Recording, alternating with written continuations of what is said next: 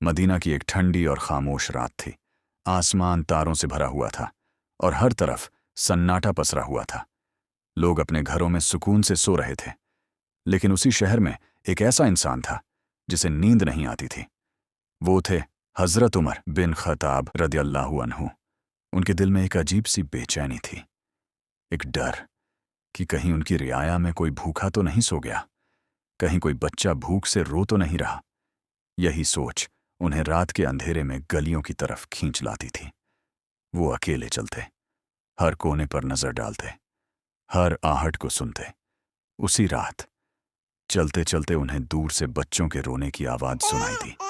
रोना ऐसा था जैसे दर्द खुद आवाज बन गया हो। वो जल्दी जल्दी उस तरफ बढ़े। पास जाकर देखा तो एक माँ चूल्हे के पास बैठी थी। हांडी चढ़ी हुई थी और उसके छोटे छोटे बच्चे भूख से बिलख रहे थे। हजरत उमर बिन ख़त्ताब रदियल्लाहु अन्हु का दिल पसीज गया। उन्होंने धीरे से पूछा, ये बच्चे क्यों रो रहे हैं? औरत ने थकी हुई आवाज में जवाब दिया, भूख से। उन्होंने हांडी की तरफ इशारा करके पूछा, इसमें क्या पक रहा है? औरत ने जो कहा, उसने जैसे वक्त को रोक दिया।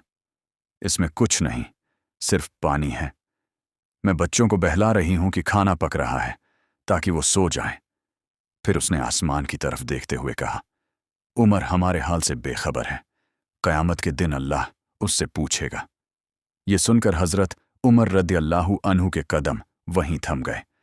दिल कांप उठा, आंखें नम हो गईं, लेकिन उन्होंने अपनी पहचान नहीं बताई, कोई सफाई नहीं दी। बस खामोशी से मुड़े और तेज कदमों से बैतुल माल की तरफ चल पड़े। वहां पहुंचकर उन्होंने आटा, घी और खजूर निकाला, एक बोरी में भरा और खुद अपने कंधे पर उठा लिया। साथ चल रहे शख्स ने कहा, मैं उठा लेता हूं। तो हजरत उमर रदियल्लाहु अन्हु ने गहरी आवाज में जवाब दिया, क्या तुम क़यामत के दिन भी मेरा बोझ उठाओगे?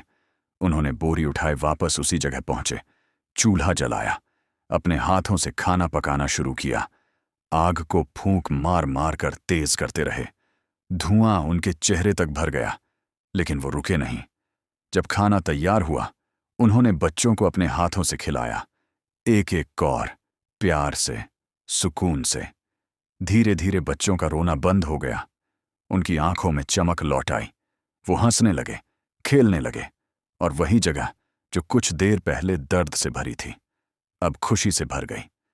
हजरत उमर रदियल्लाहु अन्हु थोड़ी दूर बैठ गए और बच्चों को देखते रहे, जब तक उनके दिल को ये यकीन नहीं हो गया कि अब ये बच्चे सुकून से हैं। वो औरत जो कुछ देर पहले उमर की शिकायत कर रही थी, अब उसी अनजान इंसान के लिए दुआ कर रही थी, अल्लाह तुम्हें इसका बदला दे, तुम उमर से ज्यादा हकदार हो। और हजरत उमर रदियल्लाहु अन्हु ये सुनकर भी खामोश रहे, न अपनी पहचान बताई, न कोई एहसान जताया। बस हल्की सी मुस्कान के साथ वहां से उठे और अंधेरी रात में गुम हो गए।